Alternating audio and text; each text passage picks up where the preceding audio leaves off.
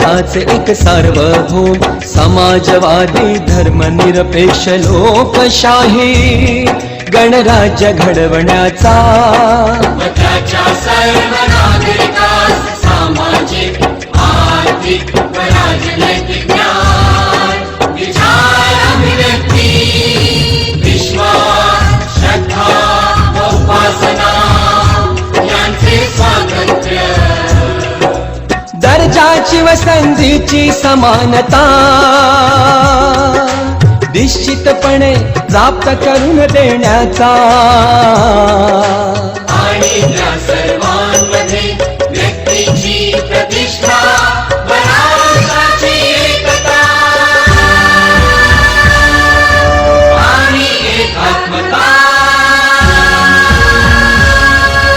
यांचे आश्वासन देणारी बंधुता प्रवर्धित करण्याचा संकल्पपूर्वक निर्धार करून